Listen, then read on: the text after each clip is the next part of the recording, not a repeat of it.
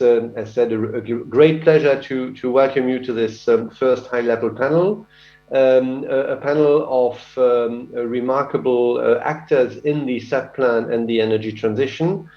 Commissioner Simpson stays with us. Commissioner, good morning. We have also joining us Maria Graça Carvalho from the European Parliament, which is a great pleasure for me to welcome.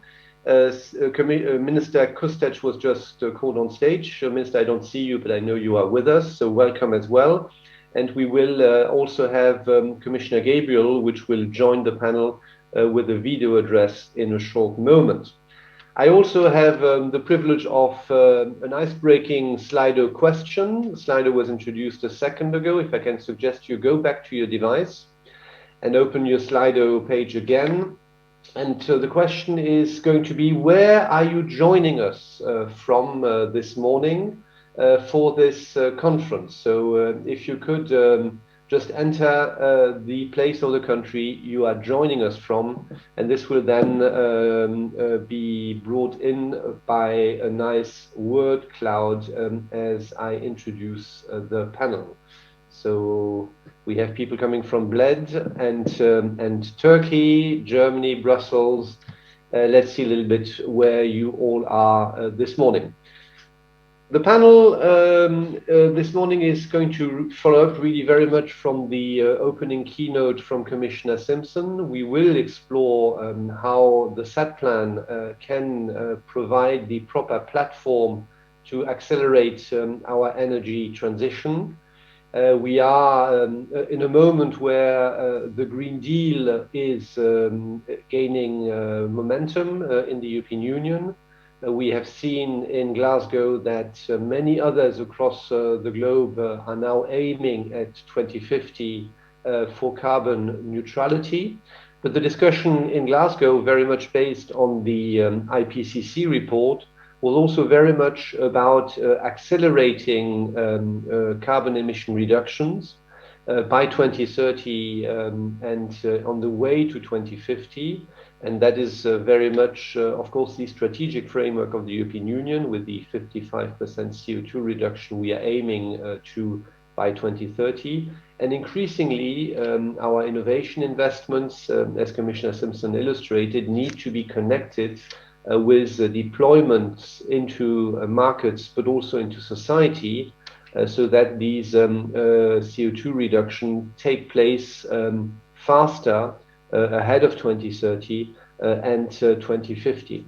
And so the conference and the panel now, the conference this yearly conference more generally, is very much about the set plan communities, looking at how they are today organized, looking how we deliver research and innovation outcomes, and then explore, I would argue, how the continuum from knowledge and science, applied research, innovation, but then deployment and take-up of these clean energy technologies can be accelerated with this ambition to reduce our CO2 emissions and pioneer an early reduction of CO2 emissions also for the world. This is what we will try to explore in the panel, with, of course, one key dimension, which is today also extremely important and very visible, including in the context of Europe and the world, hopefully progressively moving beyond the pandemic, is the human-centric nature of this energy transition, well identified by the Commission in the Green Deal, but where certainly more attention in terms of research and innovation can be put to that human-centric dimension of the energy transition. This is also part of this year's conference. So we will have, as is customary, a first round of introduction by our panelists. But before I move to that, maybe we can have a look at the world word cloud to see where we are all coming from. So, I mean, many of you joined the set plan conference in Bled, which I think is really nice. But then I can see that you are really joining remotely all over Europe. You are absolutely in I think nearly all member states And that, I think, is, of course, an indication of the broad reach of the set plan communities over time and at this year's conference. So let's move now to the introductory statements. I will, as I said, Maria Gabriel, Commissioner for Research, Innovation, Education, Youth and Sports, is not, unfortunately, was not able to join. She sends her greetings, but I think she will do it herself now in this video address. So over to Commissioner Gabriel. Jean-Eric, before we start, may I just shortly interrupt? I was just informed that the Ministry of Infrastructure, Mr. Jernij Vertovec, has to leave, and I would like to excuse him. Mr. Vertovec, all the best. Enjoy the day, and thank you so much for being with us. Thank you, Minister. Jean-Eric, back to you. Thank you. And if you could, therefore, now please launch Commissioner Gabriel's video. Ladies and gentlemen, dear Minister Kustet, dear Simona, dear Mrs. de Grasa Carvalho, dear Maria, dear guests, I would especially like to thank the Slovenian Presidency of the Council of the European Union for the opportunity to open this extraordinary high-level panel focused on discussing on how to make strategic energy technology plan better delivering for society.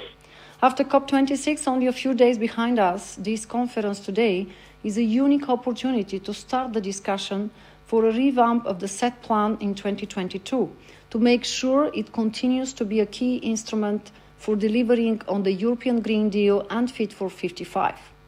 In a world facing unprecedented energy challenges and the consequences of a health and economic crisis, the European research and innovation must drive the transformative agenda of the clean energy transition.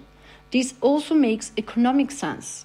We, the Commission, are strongly supporting the clean energy transition with the European Green Deal, Horizon Europe, and a bold recovery package aimed at economic and jobs growth. Horizon Europe will invest in forward-looking, mission-oriented and impact-focused research and innovation. The programme foresees an important budget of €15 billion for Cluster 5, Climate, Energy and Mobility. Its first calls for proposals have been closed and more than €1 billion was allocated to different cutting-edge research and innovation projects that can contribute to clean energy transition and make it just and inclusive. Horizon Europe will power the Green Deal transformation and also help define the future of strategic energy technology plan. So far, the integrated set plan has helped to focus on 10 strategic technological priorities to enhance synergies between the Commission, European member states, associated countries and industries, and has boosted the transition towards a climate-neutral energy system. Let me give an example. Thanks to the Strategic Energy Technology Plan, we have more than 1,200 research and innovation collaborative projects in the EU, mobilizing over €13 billion in 2020. Success stories include the implementation of the set plan through important projects of common interest for batteries, cost reductions for offshore wind, and positive energy districts in cities. Now it's time to take the Strategic Energy Technology Plan to the next level and make it fit for 55. I would like to invite you to reflect in particular on 5 issues. First of all, how can we revamp the Strategic Energy Technology Plan in order to ensure that it will deliver on the European Green Deal targets and that it will accelerate the implementation of its strategies, in particular the offshore wind strategy, the European hydrogen strategy, and the forthcoming solar communication. The set plan implementation plans have an impressive number of targets and objectives. We need to make sure that they are aligned to and reinforcing our Green Deal targets and objectives. Moreover, it may be worth exploring a more mission-oriented approach for the Strategic Energy Technology Plan working groups. Second, how can we revamp the Strategic Energy Technology Plan in order to make it more human-centric and support the social dimension of the clean energy transition? Citizens need clean but also affordable, secure and safe energy in all their activities, living, working and moving. Citizen engagement is also a core principle for driving the new Horizon Europe missions, and it will be equally important for the future evolution of the Strategic Energy Technology Plan. Third, how can we strengthen synergies between the strategic plan and Horizon Europe, as well as the work on clean energy transitions by international organizations? We designed Horizon Europe with synergies in mind, and I especially applaud the strong involvement and commitment of the Strategic Energy Technology Plan community in successfully setting up the Horizon Europe co-fund partnerships on clean energy transition. Fourth, regarding the governance, I see a need for more political visibility for the Strategic Energy Technology Plan work. It may be worth exploring whether we can align it to the new European research area approach, as both develop an integrated European knowledge and research system requiring strengthened ambitions, both at European and national level and with industry, to work together. Fifth, I think the Strategic Energy Technology Plan should also play an important role in education and training. Education plays a key role for disseminating evidence-based knowledge, as well as adjusting skills to the needs, offering careers to young European generations. Let us reflect on how the set plan could support national governments in their efforts to align their education and training systems with the changes urgently required for the green transition. Let me conclude by saying that I'm especially glad to see today so many women actively committed to clean energy innovation at senior level. Gender equality is an important goal of our program, a core European value also flagged by this presidency. If there is one key message I would like to take away from my intervention today, it is this. The Strategic Energy Technology Plan is a key tool to deliver on our European Green Deal ambitions, and the Commission is fully committed to support a revamping of the Strategic Energy Technology Plan to make sure that it reaches its full potential in accelerating the clean energy transition for Europe in an inclusive and human-centric way. I wish you a successful event. As you have heard, Commissioner Gabriel, the Commission is expecting an ambitious revamp. We have ahead of us now several months of work, and there is no doubt that the work during the conference this year will pave the way for that ambitious revamp. Can I now turn Minister Kustec to you? You are Minister for Education, Science and Sports of Slovenia. And I would be grateful, dear Simona, for your short introductory statement. Thank you very much. Respectful Commissioners Gabriel and Simpson, respectful Member of the European Parliament, Mrs. Carvalho, dear Jean-Enrique, dear respectful participants, colleagues. Actually, when we are speaking about the green topics, we are speaking about the so-called the topics of our young generations.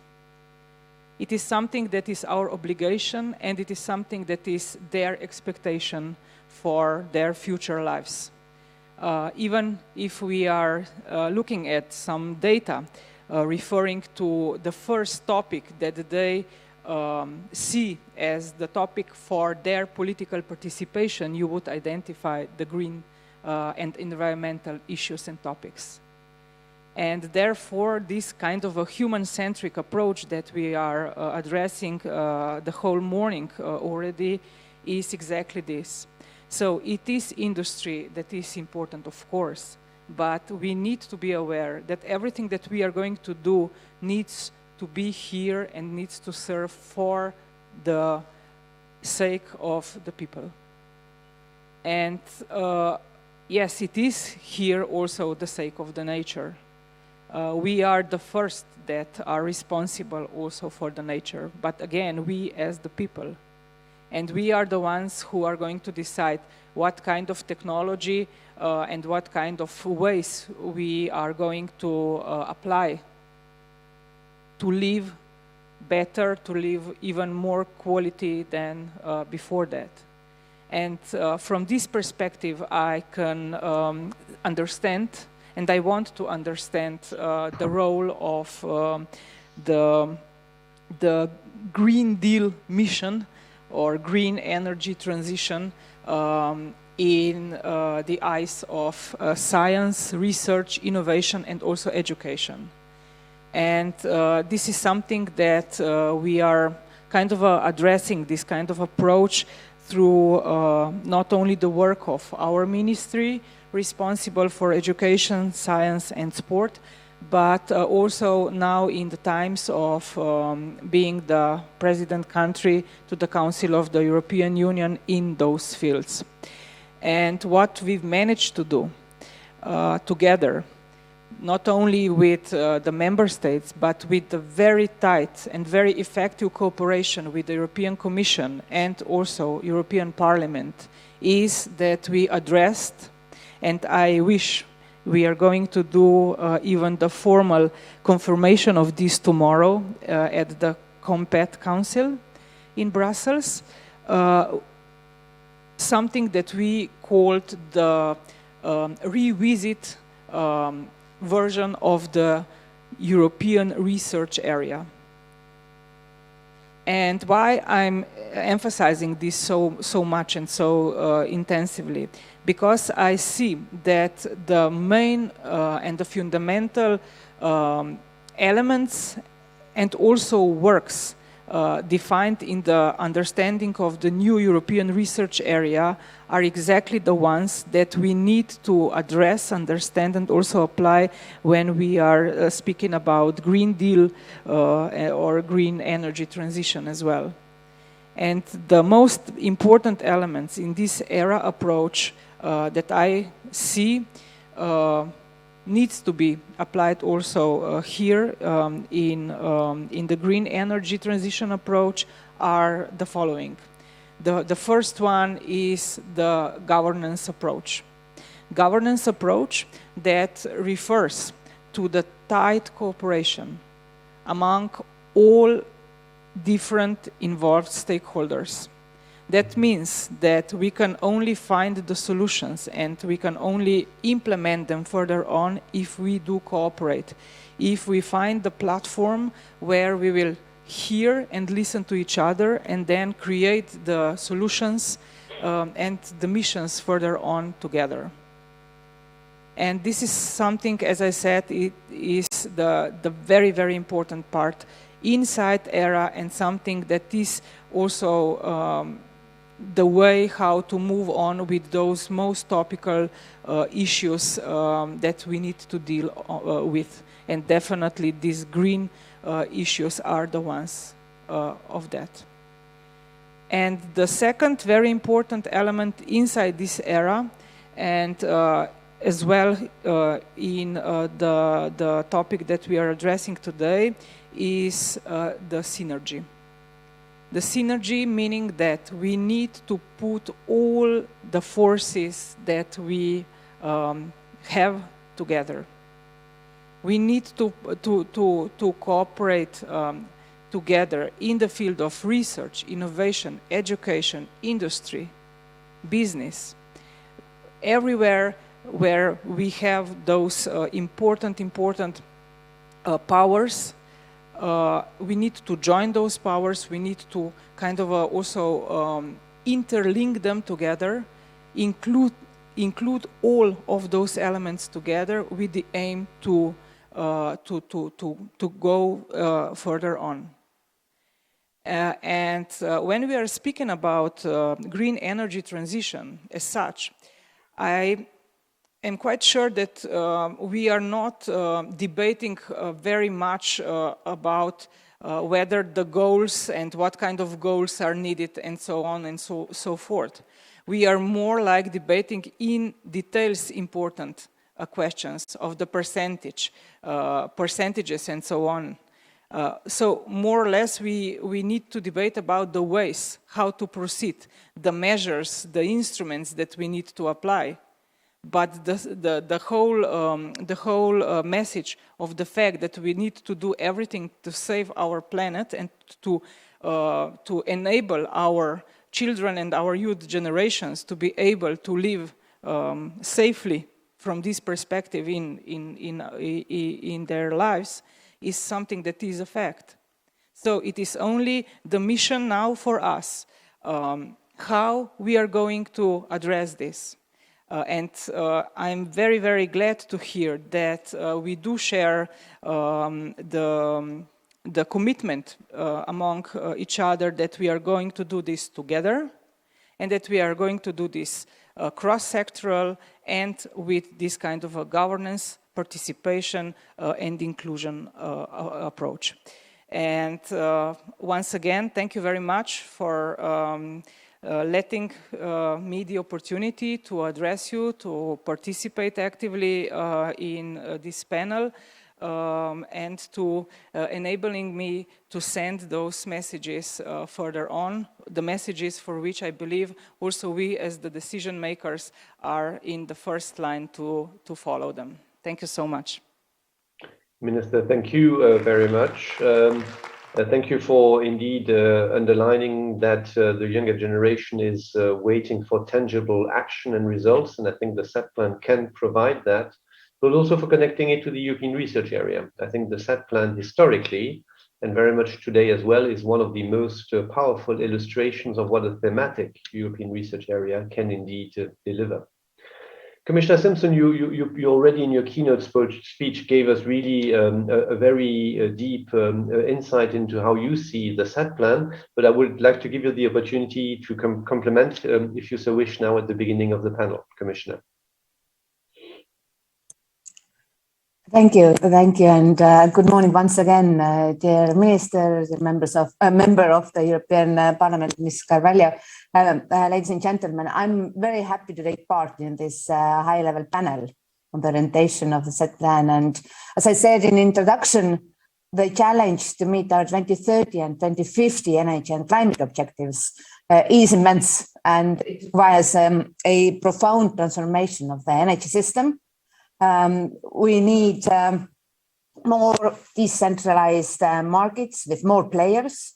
We need greater energy efficiency, a higher proportion of renewable energy sources, and a more highly interconnected system. So incentives will also be needed to trigger this massive transformation. And as we all know, the SET plan can help in bringing the industrial and research stakeholders together with country representatives so that we can define common strategies for developing and deploying these innovative solutions.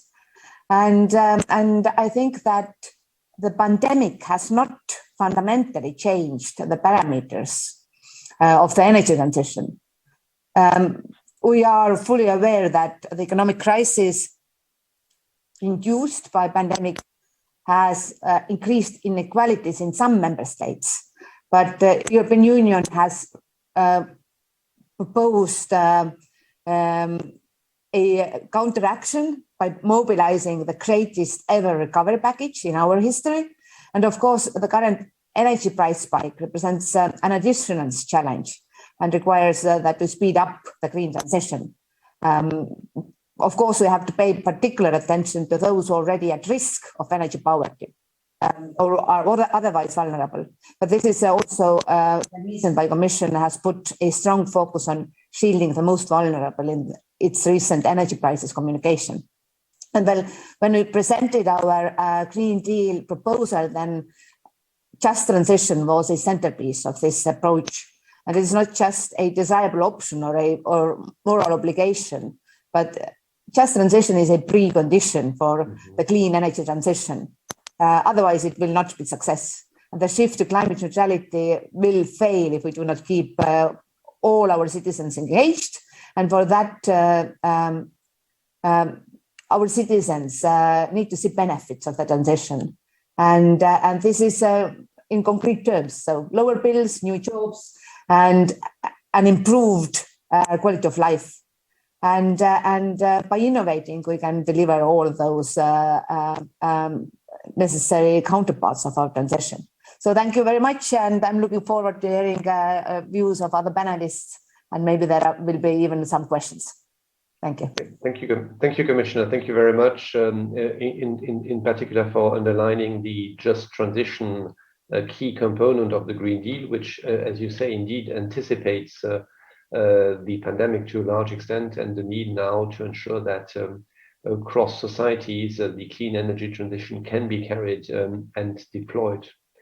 I now move to Maria da Graça Carvalho from the European Parliament.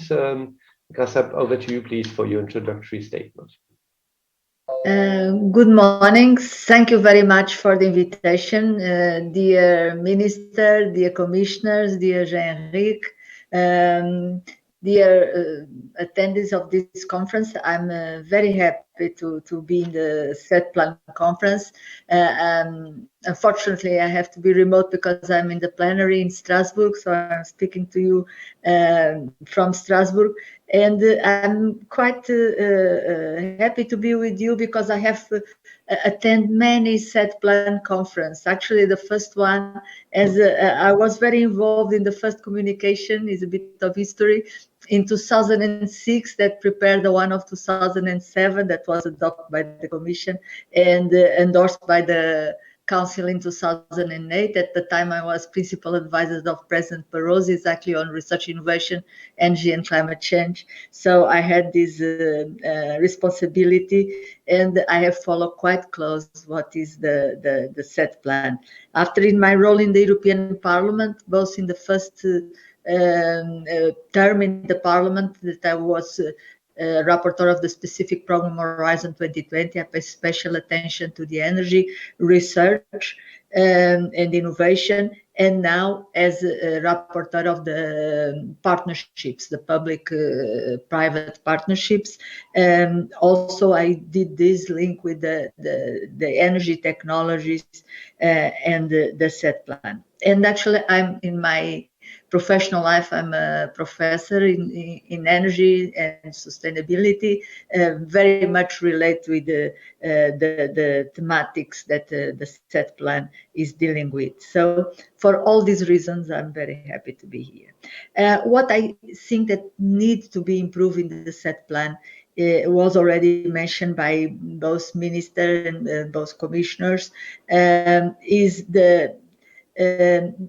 a better interlink with the funding mechanisms that we have, both at the European level, starting with the Horizon Europe, and especially the public, the private partnerships, the institutionalized ones, but the partnerships in general, but also with the Innovation Fund, and the funds available at European level and at national level that have origin in the EU budget, but that are also national funds.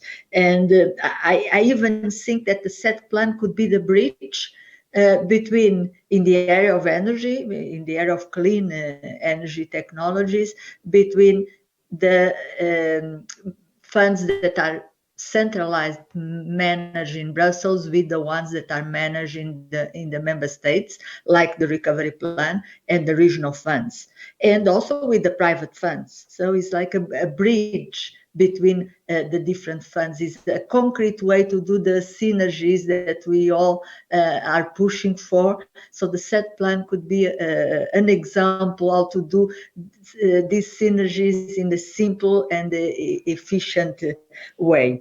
Why do I think that is so important that we continue to develop clean, affordable technologies in the area of energy?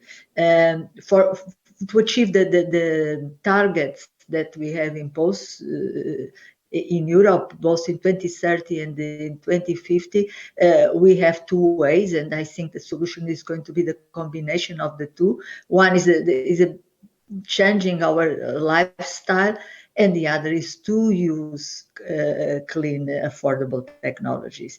And I advocate that the technology should play a very important role. I would like to see a drastic change in many of areas. Of course, there will be a need for some change But I wouldn't like to stop the mobility. I think we need to reduce the emissions through technology more than to reduce the mobility. Europe is made of exchange of people who like to visit other countries. So, for example, on aviation, I hope that we have a clean plane instead of reducing drastically the way we fly and so on, in the heating of the houses and so on. So, but for that we need more research and innovation. Some of the technologies are already known, but they still need to be better, more affordable. They are in pilot scale or still need demonstration or full scale demonstration. Others still need more fundamental research, and the set plan is an important tool to develop these technologies to achieve the important goals that we have in the climate law and now in the 50 for 55. Here now we are working in the 50 for 55 in the European Parliament, and I'm pushing that our improvement from the European Parliament, at least from my political group, is very much focused on more technology, better technology inside the 50 for 55. Thank you very much, Jean-Eric. Thank you very much. And I think with highlighting the work needed on aviation, you're also underlining the need to connect the set plan to a number of other research partnerships and areas, and the Clean Aviation Partnership, which precisely aims at researching and developing the range of aircrafts which can fly with low or zero emissions, is going to be also here very important. Let me just break for a moment with a short Slido question. So if participants can take their devices again, I will do it as well. We have a second poll, which is that you tell us, again, linked to the need to involve the public. In your opinion, should the general public be prepared to support the energy transition? And you have the choice of yes, no, or don't know. It's a bit of a leading question. I think probably we want to explore also how to involve the general public, but I suggest you all vote, and we will see the result in a short moment. And let me indeed move to users, the general public or citizens for a round again in the panel before I hope we can then take a couple of Slido questions.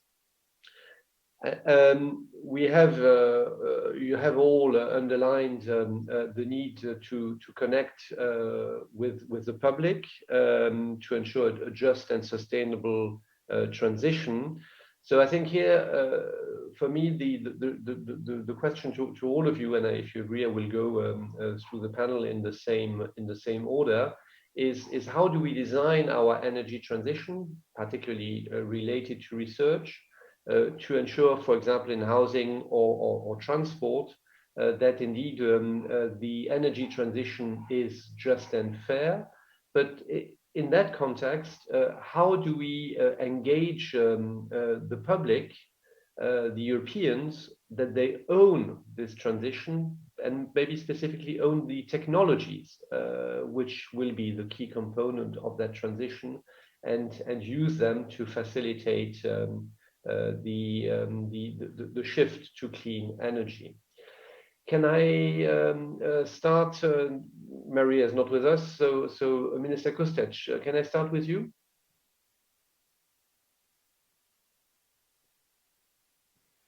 Well, yes, this is the question right now, and it is actually the question how to invite all the publics into our common work. It is not, like the stakeholders that you are also sitting here, because this is part of our job, that we need to take care, that we need to implement our interests and so on and so forth. But the question, the real question is how to attract those for whom we are making the solutions to hear their voice. And this is something that, for example, in the field of youth, I'm really very much looking forward to our next year, when this year is going to be the European Year of Youth, and in the framework of which we are going to address exactly the questions of the youth civic participation spaces. So this is the question. By the way, we are going to address this also in the final part of our council meeting on Monday in the field of youth.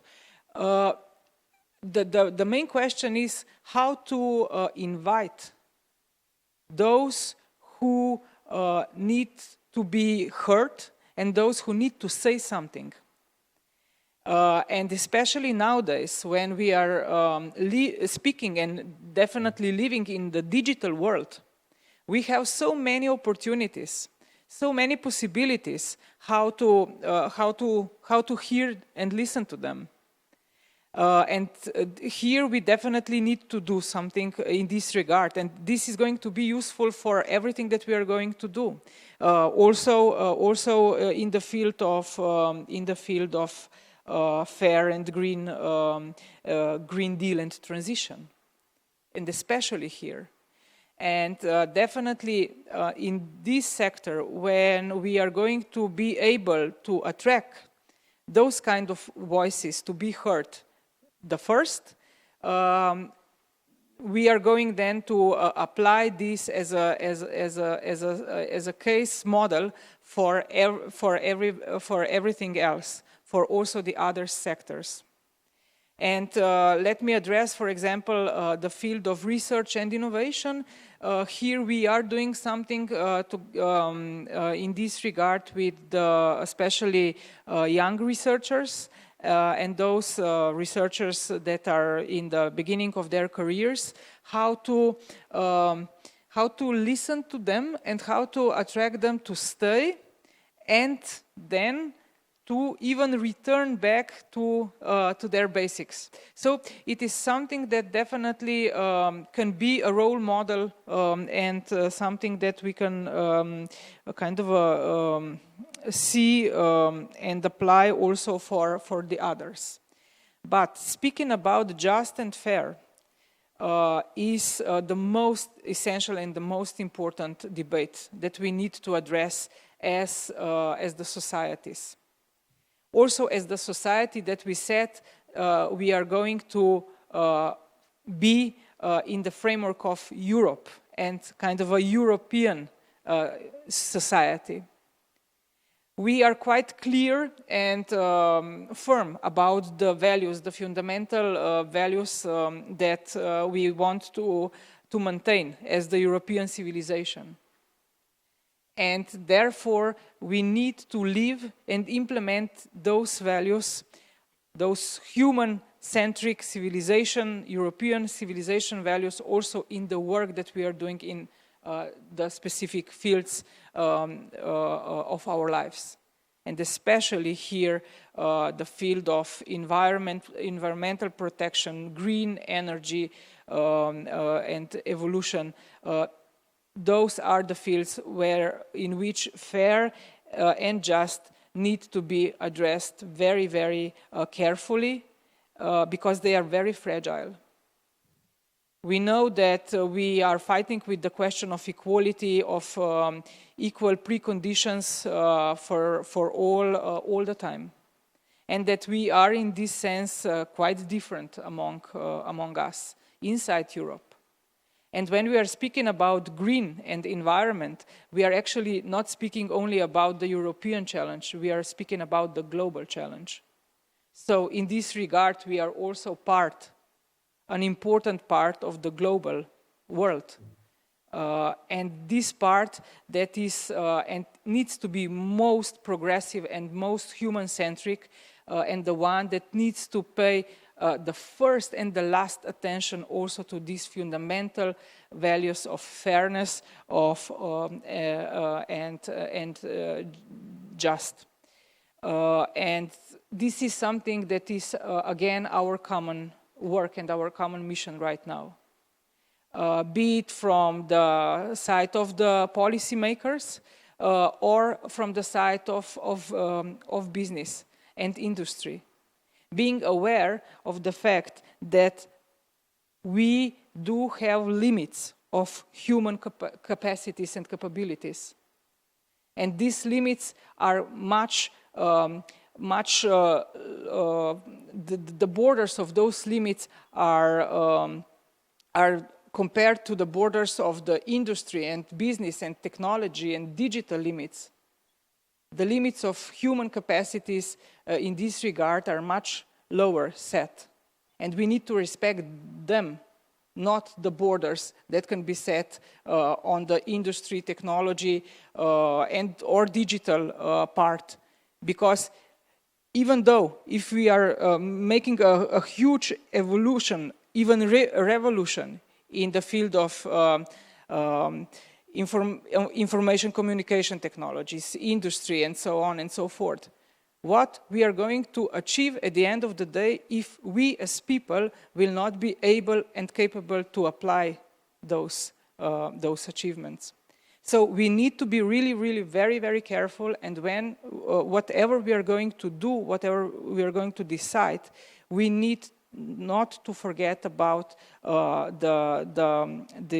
those most fundamental norms that you, Jean-Eric, emphasized.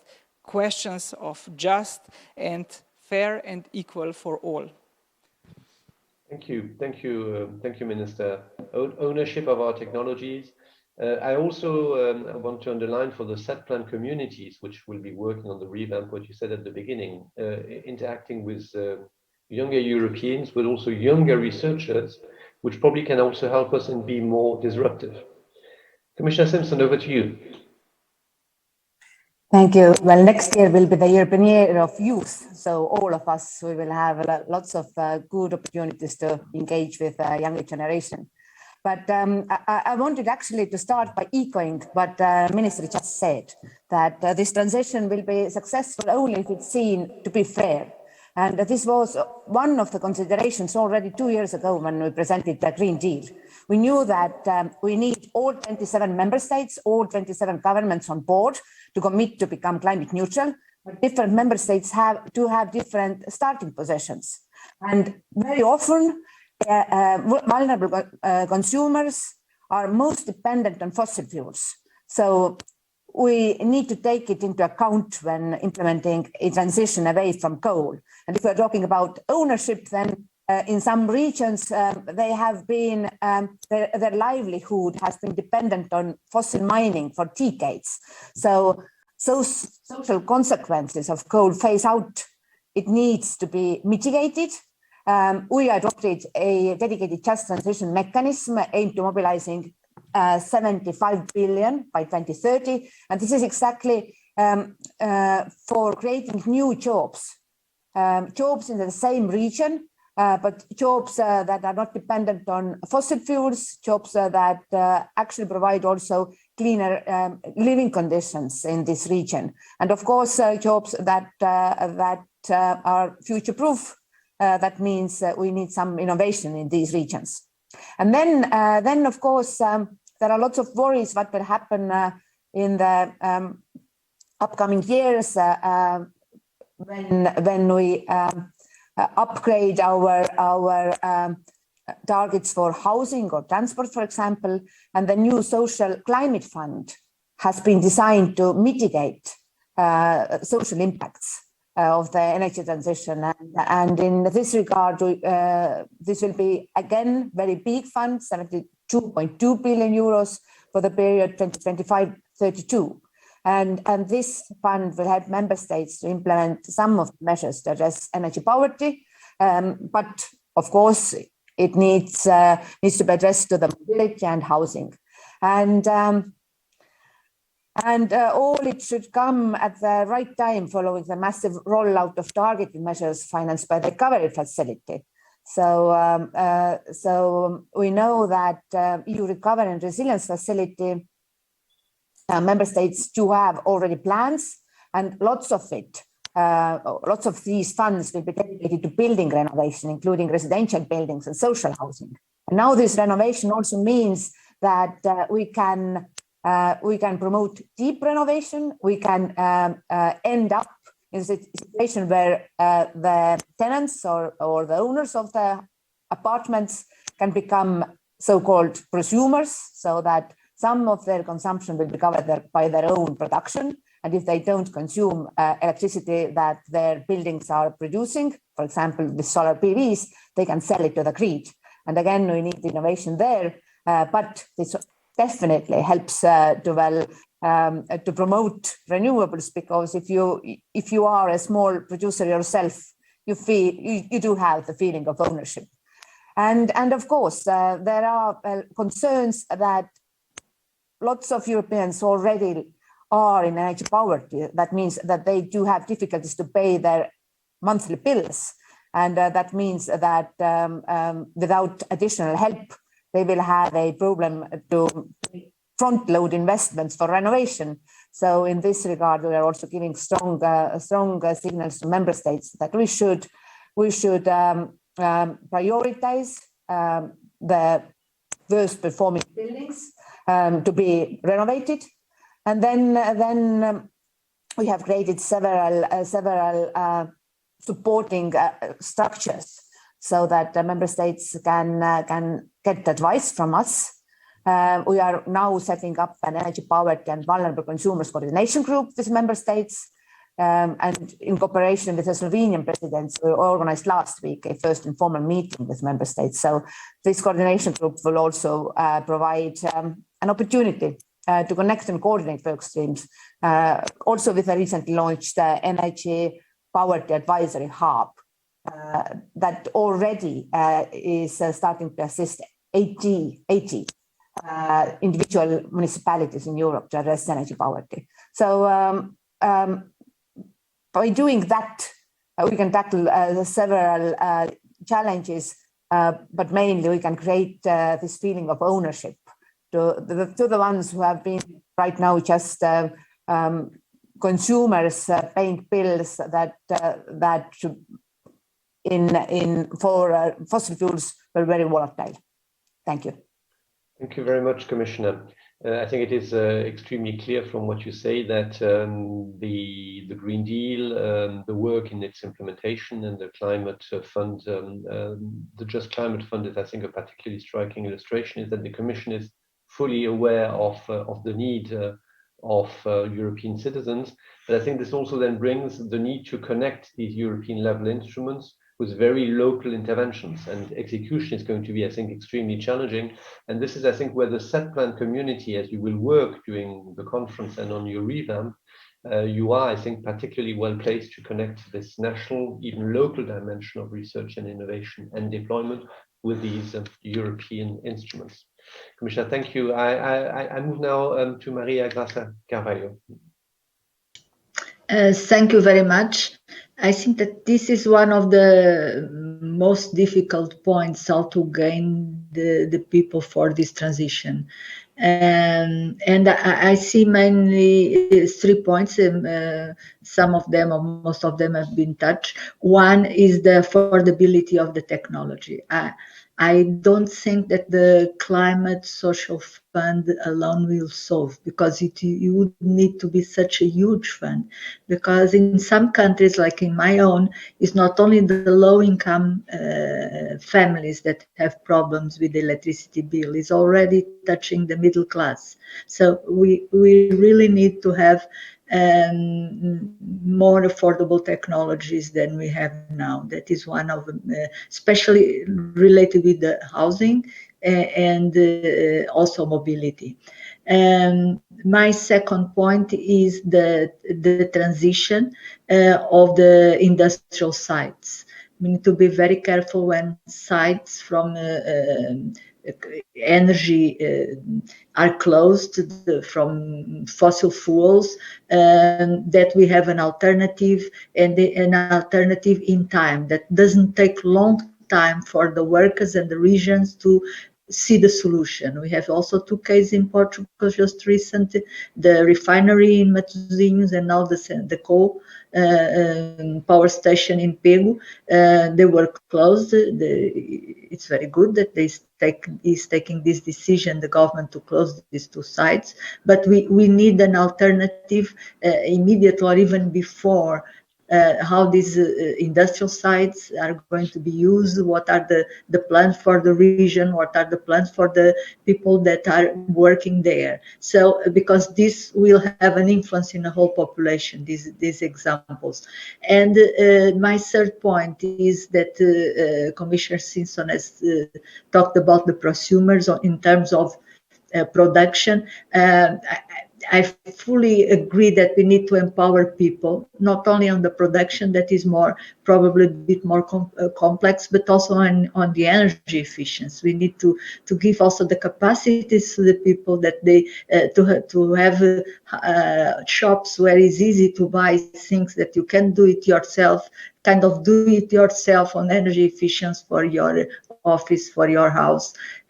So we have an empowerment like the digital. The digital is more advanced on that empowerment of people that buy things and do it yourself culture will be very important also on the energy to gain the people that they see the reward of their small works in their houses or in their works of place.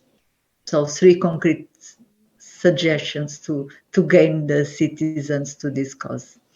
Well, thank you very much. I think this illustrates how challenging it is and how the energy transition is challenged by the present, the energy prices, by the need to accelerate by 2030, and then avoiding lock-ins to get us to 2050. And that, I think, is very much what the knowledge produced by the set plan is about. Can I just check the outcome of the poll on getting the general public on board? If you could show us the outcome, and then we have one last poll, which I don't resist doing despite the time pressure, which is I don't yet see the result. Yeah, well, I think we overwhelmingly agree that we need to consult to prepare the general public. It's only 5 of you which think it's not needed. And I think we've discussed very concretely with these 3 interventions how best to do it. I don't resist about the last question because, as many of you know, I believe strongly in collective intelligence. So I think let's ask our specialists, the set plan community, what type of energy source do you think will be the most used in 2050? So the poll opens. The poll is open. So please, if you could reply to it, and I will do it as well. And we will look at it very briefly in a moment. And I will now close the panel, and as is often the case, and I apologize for that, but at the same time, I think the interventions we had from commissioners, ministers, members of the European Parliament provide very, very robust guidance for the work of the set plan community. So I hope you will have found it okay that we don't go to you. There will be other opportunities. Oh, I see that nuclear is quite visible in the poll. That's interesting. Can I ask the 3 of you to make one last point on what would be for you the guidance you want to give to the set plan community on the revamp? What is for you the key point which you want them to act on, to keep in mind as they readjust and refocus the set plan? So there are many dimensions which need to be covered, no doubt about that. But if you could, as political leaders in this energy transition, give them one concrete expectation from each of you. And I will start, if I can start in the reverse order. Is it okay for you, Grasa, that I start with you? Just one expectation on your side on the revamp. I think the most important for the set plan community is to link with the funding mechanisms and what are going on with the partnerships, with the innovation fund, with the recovery plan, to be the bridge between these, and very, very linked, a lot of synergies, not decouple from that. Connect research outcomes with deployment and find the sources to invest. Very, very clear. Thank you. Commissioner Simpson. Well, I'm also very happy that I could have taken part of today's discussion, and I cannot be stressed often enough that to reach climate neutrality, we need to put a significant amount of effort into innovation and developing new technologies. Well, my impression from yesterday's discussion in front of the European Parliament told me that well, politicians and wider audience are expecting us to do even more to achieve our 2030 targets. And in this regard, I want to mention the example of offshore energy. SET plan has been very active in promoting projects and investments. And I know that even here, more needs to be done, especially on the high voltage direct current. So therefore, I welcome the creation this year of a new SET plan working group on high voltage direct current technologies to support the development of these technologies. Very clear. Thank you very much, Commissioner. So that's one very specific ask for the revamp. Minister Kostic, Simon, over to you. Yes, I would like to thank and congratulate the SET plan community for the work that have been done so far, and I'm very much looking forward to the coming 2 days of your work and also in the future. And what I would like to send as a message to you is that we admire and that we very much are looking forward to the excellent and precious work that you are doing. And what I would like to say is, but when you are doing this, please don't forget that you are doing this for the people and with the people. Thank you very much, Minister. And let me use or abuse my moderator position to also have one ask, which is that you look at social innovation. I think that covers also a lot of what has been said. In particular, in the Horizon Europe, social innovation is one of the research instruments in our toolbox, which I think we can exploit more. And I see behind you, Minister, oh, not anymore, but I saw behind you the outcome of the poll on energy by 2050. Of course, nuclear is at the center and will certainly be an important component. There's, of course, a lot about renewable energies, but in different forms and shapes. So I think that is going to be also a key component. So that's, I think, an interesting outcome as well, which I'm sure you will be able to discuss during your work today throughout the conference. Minister, Commissioner, dear Grasa, member of the European Parliament, dear colleagues, it was for me a privilege. I hope it will have provided, I know it has provided highly relevant input for the work of the conferences here and leading to a revamp of the SET plan. Thank you very much to all of you. Thank you very much. And back to Glenn. Dear panelists, great thanks. And Mr. Paquet, thank you for the extraordinary moderation.